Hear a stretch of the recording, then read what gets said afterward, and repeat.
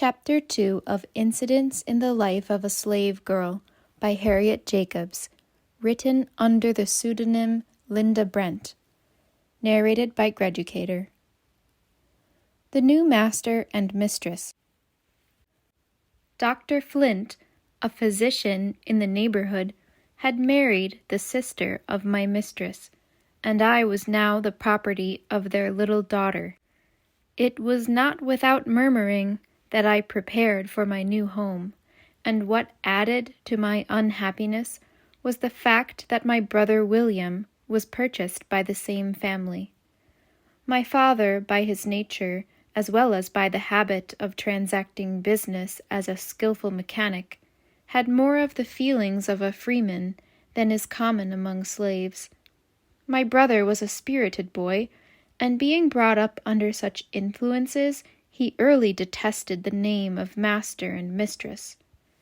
One day, when his father and his mistress both happened to call him at the same time, he hesitated between the two, being perplexed to know which had the strongest claim upon his obedience. He finally concluded to go to his mistress. When my father reproved him for it, he said, "You both called me, and I didn't know which I ought to go to first." "You are my child," replied our father, "and when I call you, you should come immediately, if you have to pass through fire and water." Poor Willie! He was now to learn his first lesson of obedience to a master. Grandmother tried to cheer us with hopeful words, and they found an echo in the credulous hearts of youth. When we entered our new home, we encountered cold looks, cold words, and cold treatment. We were glad when the night came. On my narrow bed I moaned and wept. I felt so desolate and alone. I had been there nearly a year when a dear little friend of mine was buried. I heard her mother sob as the clods fell on the coffin of her only child, and I turned away from the grave, feeling thankful that I still had something left to love. I met my grandmother, who said, "Come with me, Linda," and from her tone I knew that something sad had happened. She led me apart from the people and then said, "My child, your father is dead." Dead! How could I believe it? He had died so suddenly I had not even heard that he was sick. I went home with my grandmother. My heart rebelled against God, who had taken from me mother, father, mistress, and friend. The good grandmother tried to comfort me. "Who knows the ways of God?" said she. "Perhaps they have been kindly taken from the evil days to come." Years afterwards I often thought of this. She promised to be a mother to her grandchildren, so far as she might be permitted to do so, and, strengthened by her love, I returned to my master's. I thought I should be allowed to go to my father's house the next morning, but I was ordered to go for flowers, that my mistress's house might be decorated for an evening party. I spent the day gathering flowers and weaving them into festoons, while the dead body of my father was lying within a mile of me. What cared my owners for that? He was merely a piece of property. Moreover, they thought he had spoiled his children by teaching them to feel that they were human beings. This was blasphemous doctrine for a slave to teach, presumptuous in him and dangerous to the masters. The next day I followed his remains to a humble grave, beside that of my dear mother. There were those who knew my father's worth and respected his memory. My home now seemed more dreary than ever. The laugh of the little slave children sounded harsh and cruel. It was selfish to feel so about the joy of others. My brother moved about with a very grave face. I tried to comfort him by saying, "Take courage, Willie. Brighter days will come by and by." "You don't know anything about it, Linda," he replied. "We shall have to stay here all our days. We shall never be free."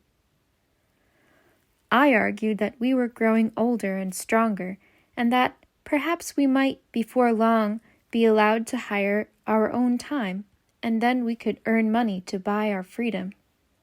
William declared this was much easier to say than do.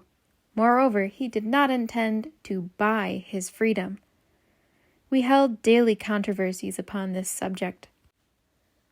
Little attention was paid to the slaves' meals in Dr. Flint's house. If they could catch a bit of food while it was going, well and good. I gave myself no trouble on that score, for on my various errands I passed my grandmother's house, where there was always something to spare for me. I was frequently threatened with punishment if I stopped there, and my grandmother, to avoid detaining me, often stood at the gate with something for my breakfast or dinner. I was indebted to her for all my comforts, spiritual or temporal. It was her labor that supplied my scanty wardrobe. I have a vivid recollection of the linsey-woolsey dress given me every winter by Mrs. Flint. How I hated it! It was one of the badges of slavery. While my grandmother was thus helping to support me from her hard earnings, the $300 she had lent her mistress were never repaid. When her mistress died, her son-in-law, Dr. Flint, was appointed executor. When grandmother applied to him for payment, he said the estate was insolvent and the law prohibited payment. It did not, however, prohibit him from retaining the silver candelabra, which had been purchased with that money. I presume they will be handed down in the family from generation to generation. My grandmother's mistress had always promised her that, at her death, she should be free, and it was said that in her will she made good the promise. But when the estate was settled, Dr. Flint told the faithful old servant that, under existing circumstances, it was necessary she should be sold. On the appointed day, the customary advertisement was posted up, proclaiming that there would be a public sale of negroes, horses, etc. Dr. Flint called to tell my grandmother that he was unwilling to wound her feelings by putting her up at auction, and that he would prefer to dispose of her at private sale. My grandmother saw through his hypocrisy. She understood very well that he was ashamed of the job. She was a very spirited woman, and if he was base enough to sell her when her mistress intended she should be free, she was determined the public should know it. She had for a long time supplied many families with crackers and preserves. Consequently, Aunt Marthy, as she was called, was generally known, and everybody who knew her respected her intelligence and good character. Her long and faithful service in the family was also well known, and the intention of her mistress to leave her free. When the day of sale came, she took her place among the chattels, and at the first call she sprang upon the auction block. Many voices called out, "Shame! Shame! Who is going to sell you, Aunt Marthy? Don't stand there. That is no place for you." Without saying a word, she quietly awaited her fate. No one bid for her. At last a feeble voice said, $50. It came from a maiden lady, 70 years old, the sister of my grandmother's deceased mistress. She had lived 40 years under the same roof with my grandmother. She knew how faithfully she had served her owners, and how cruelly she had been defrauded of her rights, and she resolved to protect her. The auctioneer waited for a higher bid, but her wishes were respected. No one bid above her. She could neither read nor write, and when the bill of sale was made out, she signed it with a cross. But what consequence was that, when she had a big heart, overflowing with human kindness? She gave the old servant her freedom. At that time my grandmother was just 50 years old. Laborious years had passed since then, and now my brother and I were slaves to the man who had defrauded her of her money, and tried to defraud her of her freedom. One of my mother's sisters, called Aunt Nancy, was also a slave in his family. She was a kind, good aunt to me, and supplied the place of both housekeeper and waiting maid to her mistress. She was, in fact, at the beginning and end of everything. Mrs. Flint, like many Southern women, was totally deficient in energy. She had not strength to superintend her household affairs, but her nerves were so strong that she could sit in her easy chair and see a woman whipped till the blood trickled from every stroke of the lash. She was a member of the church, but partaking of the Lord's Supper did not seem to put her in a Christian frame of mind.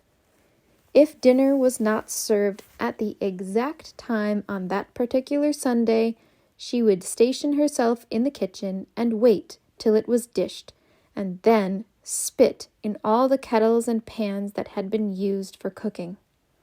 She did this to prevent the cook and her children from eking out their meager fare with the remains of the gravy and other scrapings.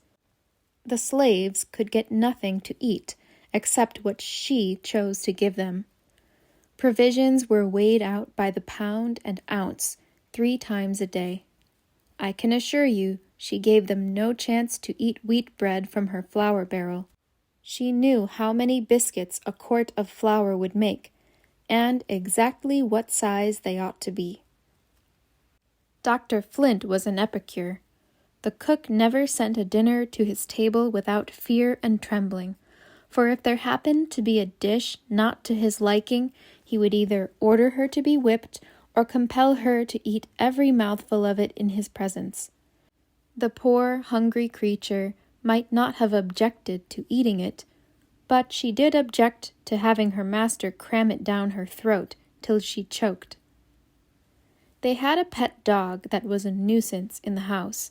The cook was ordered to make some Indian mush for him. He refused to eat, and when his head was held over it, the froth flowed from his mouth into the basin. He died a few minutes after. When Dr. Flint came in, he said the mush had not been well cooked, and that was the reason the animal would not eat it. He sent for the cook and compelled her to eat it. He thought that the woman's stomach was stronger than the dog's, but her sufferings afterwards proved that he was mistaken. This poor woman endured many cruelties from her master and mistress. Sometimes she was locked up, away from her nursing baby, for a whole day and night.